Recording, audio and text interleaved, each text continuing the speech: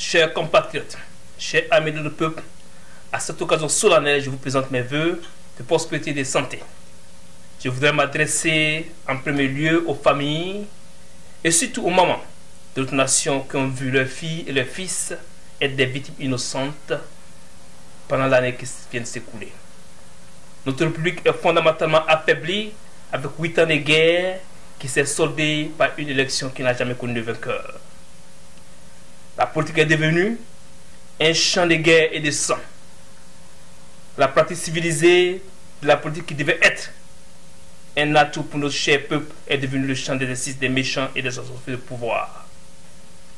Notre public est dans la tout le monde, dans l'inquiétude et l'angoisse des années meilleures. Notre pays, la Côte d'Ivoire, continue de faire la même expérience de la pluralité politique depuis 1990, comme si nous donnons raison à ceux qui avaient qualifié notre nation et notre continent d'inapte à la démocratie.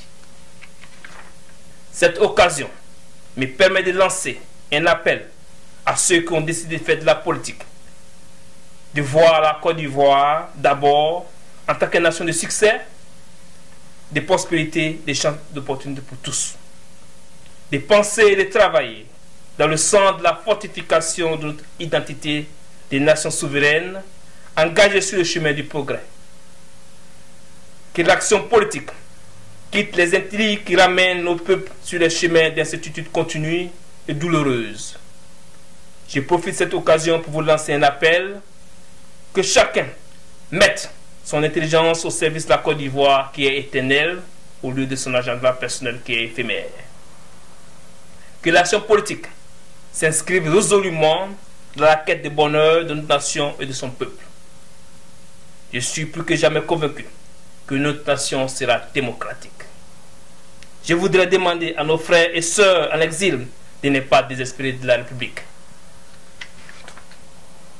Aux partenaires et amis de notre nation, je vous demande d'être des amis, des vrais amis, qui ne viennent pas pour diviser, mais pour unir les enfants de notre nation. Dans vos pays respectifs, vous vous apprêtez à aller à des élections. Nous ne pouvons que vous souhaiter bonne chance.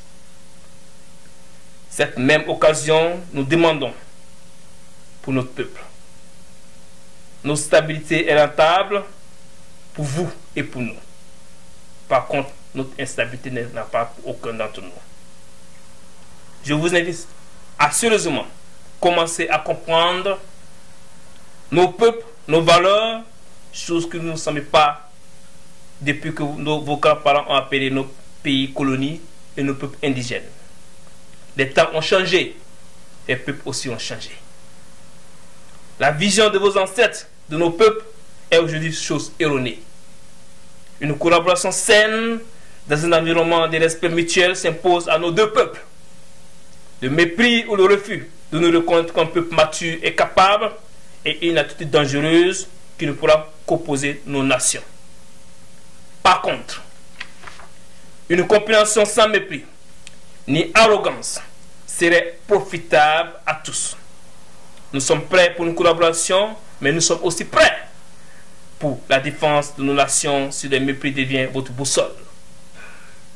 Mais je suis plus que jamais convaincu que les esprits intelligents et ouverts de part et d'autre feront naître cette collaboration saine et respectueuse que je souhaite de mon cœur à l'ensemble de mon peuple, de nos militants, sympathisants et amis du Congrès national du peuple ivoirien.